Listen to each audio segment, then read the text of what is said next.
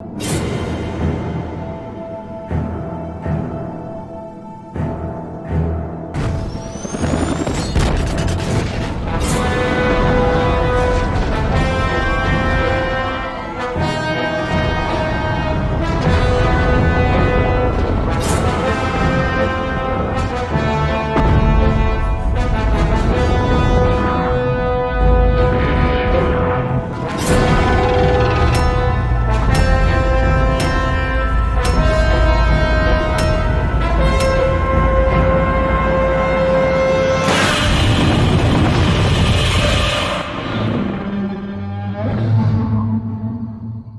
hate to start out on such a sophomoric note, but that is a literal butt crack. And here I thought that you were a literal butt crack. Guess you learn something new every day. Easy Darwin reference is easy. Okay, but I am failing to understand why this is a sin. Are you suggesting that a movie about an ancient giant lizard shouldn't reference our only explanation for the origin of species? I'm confused. It's a well-known Hollywood rule that you can't make a Godzilla movie without putting some generic old-timey war footage behind the opening credits. The reason this is a thing is because the idea of Godzilla was born out of the Japanese fear of nuclear weapons after the bombings of Nagasaki and Hiroshima. Discount InGen. Discount Jeremy makes a pop culture reference. Movie combines aliens and Jurassic Park, forces us to realize that this is like the 33rd Godzilla movie ever made, and, well, god damn it. Seriously, what the did that sentence even mean? You said that the movie combines aliens and Jurassic Park, and that forces you to realize this is the 33rd Godzilla movie? Does that make sense to anybody? Oh yeah, we are about to see some Godzilla. Oh. One of the major criticisms of this film is that Godzilla isn't in it much, and I won't argue with that. But did you seriously expect to see him in the first 10 minutes of the movie? For a channel called CinemaSins, you sure don't seem to do the cinema. Alright, that's my man Bryan Cranston. He's the Sam Neill of this movie. He's gonna guide us all the way through to the end because he's awesome. I sure hope the filmmakers don't pull the rug out from under me on this prediction. This is a really disingenuous sin. You know Bryan won't be in the film much because you've seen it already. But you pretend to have not seen these films and give bogus sins like this and will later sin the film again when he dies in order to pad the sin count. You padding the sin count, bro? I think you're padding the sin count. All right, let's make this quick. That is exactly what Juliette Binoche says to me in my recurring dream. That's cringy. Keep the doors open. My wife is still in there. Ugh. Don't do the thing because the someone is still in there cliché. According to the DSM-5, Jeremy is a sociopath. Thankfully for her in the audience, the radiation that is fast approaching her is doing so in a visible cloud-based form. Except this isn't just radiation, it is also an explosion. What the hell do you think a mushroom cloud is? Heroic teacher is the first one out when it comes to the classroom evacuation and leaves an army of abandoned children in her wake. Hey man, it's easy to sit there in the comfort of your office chair and state that you would keep your cool and get the kids out first in a catastrophic event like this. But like Chris Tucker said, when Godzilla's coming, y'all be tripping. I seen the movie. You be Gayaka, Gayaka. Elizabeth Olsen isn't my army wife in this scene. Cringe ex machina. And son, you can't bury this in the past. Wait, what? Not only is Ford completely reversing his position after a terrible speech and deciding to help his father, but dude, you are in the US military and you're about to go break the law in Japan. Think about your career. So wait, Jeremy thinks guys in the military give a shit about breaking the law in Japan. Mothra reference serves to remind you that Mothra will be playing the aptly named Sir not appearing in this film. It's called an Easter egg, Jeremy. Jesus. That is not a transformer malfunction. That is an electromagnetic pulse. I know Joe has been obsessed with this for years, but hasn't Dr. Serizawa also been studying this for at least 15 years and with way more information than Joe got to work with? How did he not figure that out? So, are you implying that there's no way there are people in an organization that don't know something even though they have information readily available? You ever heard of Republicans and climate change? It takes 35 minutes for Godzilla to show up in a, hey, that is not even Godzilla. Jeremy points out things on the screen cliche. He's still locked in the police van? They just abandon prisoners in times of crisis? Yeah? Why the hell wouldn't they? You seriously think that in the midst of a giant monster attack, people's first thoughts would be, let me go free the guy that committed a crime, instead of getting the hell out of Dodge? There he is. He's a rock, man. I can't wait until the end of this movie and he's standing on top of one of these creatures' heads and proclaiming victory.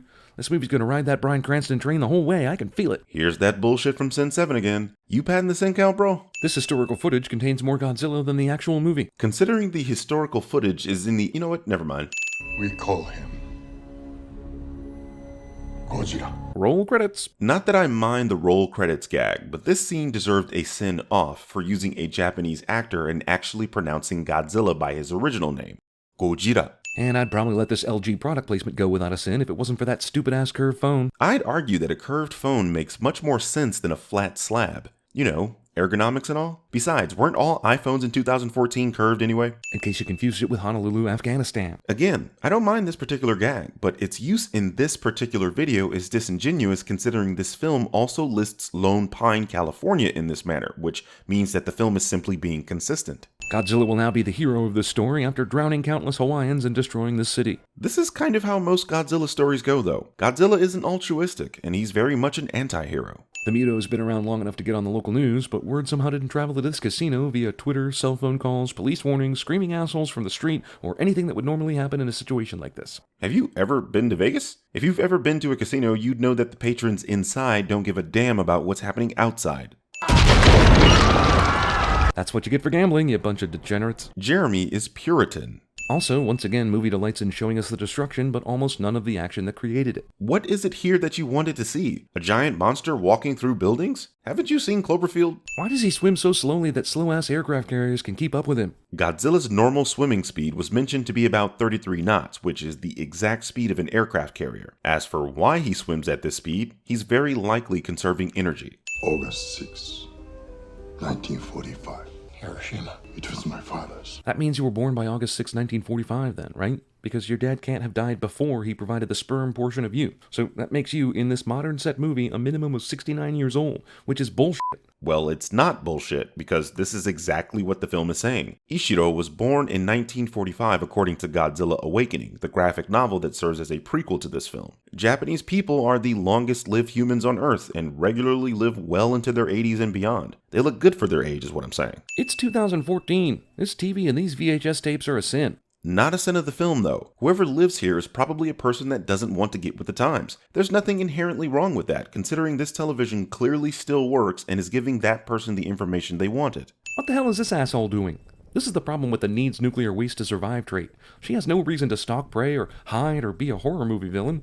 She should just constantly be moving and looking for that sweet ass. That's exactly what she's doing. The train has nuclear missiles on it, and she is stalking them looking for the nukes to consume. Is it wrong that this makes me horny? Roll cringes. Honestly, I've seen this f***ing bridge destroyed in so many movies, I'd be surprised to go to San Francisco in real life and find it actually intact. How is this any different from the previous sin of... The Golden Gate Bridge is in some sort of danger cliché. These sins say the exact same thing, that Hollywood has a penchant for showing and destroying famous landmarks in movies. We got it the first time you sinned it. This is just padding the sin count. Did you just cut away from the action just as it was getting going again? Goddamn, you are the spitting image of my college ex. Well, since we now know that your college ex-girlfriend was blowing Jarrett the Subway guy, we understand why she'd want to cut away from the action just as it was getting started. His sub was bigger than yours. Was there not even one moment in the writing of this movie where someone stopped and said, "Hey, are we having the main character and the monsters conveniently show up in the same locations too many times?" This wouldn't be one of those instances, though, considering the Mutos had been led to this spot, which caused Godzilla to track them here and consequently the military to show up, considering they were following Godzilla. We have 27 mics! How has only an hour passed since they started the countdown on the bomb? Lots has happened since then. We saw Elizabeth Olsen stay hot during the preamble to the creature fight. We saw the Mutos making babies. Blush. Ford asked about his wife and kid, and FEMA was an asshole like always. They planned the skydiving attempt. The moral center of the movie preached to us the same thing we learned from Jurassic Park from Jeff Goldblum. And then Elizabeth Olsen stayed hot just before the creatures fought each other. Then the skydiving happened, and then more fighting happened that we didn't get to see because the movie's editor hates us. If that's an hour, then CinemaSins aren't assholes. I've mentioned quite a few times that you simply do not understand when a film is showing you things that are happening simultaneously. An hour is a long time, and there is nothing about these events that suggests that they couldn't have all happened within the hour. Hey, why didn't Godzilla use this earlier? Just like Pacific Rim's magic sword, seems like it could have been useful before now. The explanation is that the Muto's EMP weakens Godzilla's ability to fire his atomic breath. The movie only shows him using it as a last resort as he prefers to fight physically, and it's likely that his atomic breath physically drains him. Also, good God, Godzilla is awesome. I hope future movies include him the next time, rather than giving us what amounts to 5 minutes of screen time. Wouldn't this moment be cheaper if they constantly showed Godzilla? I mean, I'm not arguing that we shouldn't have gotten more Godzilla, but this moment was awesome because we didn't see much of him. Godzilla and the protagonist both pass out at the same time. I mean, there are script parallels, and then there's this f***ing movie. This is you ignoring why Godzilla doesn't always use his atomic breath. Wait, did Godzilla wake up, kill the Muto, then go back to the exact same place where he collapsed earlier? No? Well, on the bright side, San Francisco won't have to rebuild again until Star Trek Into Darkness happens. Jeremy makes a pop culture reference that isn't a sin of the film cliche. Movie expects me to get some kind of love boner over the reunion of two characters who had exactly 4 minutes of screen time together. Jeremy says boner. Sort of? Not really. Put it this way. If Godzilla didn't take the Mutos out, they'd have wreaked a shit ton more destruction, especially considering they were trying to mate. So yes, he is the savior of the city.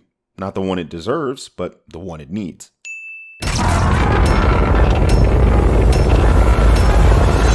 So, are you implying that there's no way there are people in an organization that don't know something even though they have information readily available? You ever heard of retail managers? You ever heard of Electronic Arts? You ever heard of Americans? You ever heard of Roger Goodell? You ever heard of the Senate?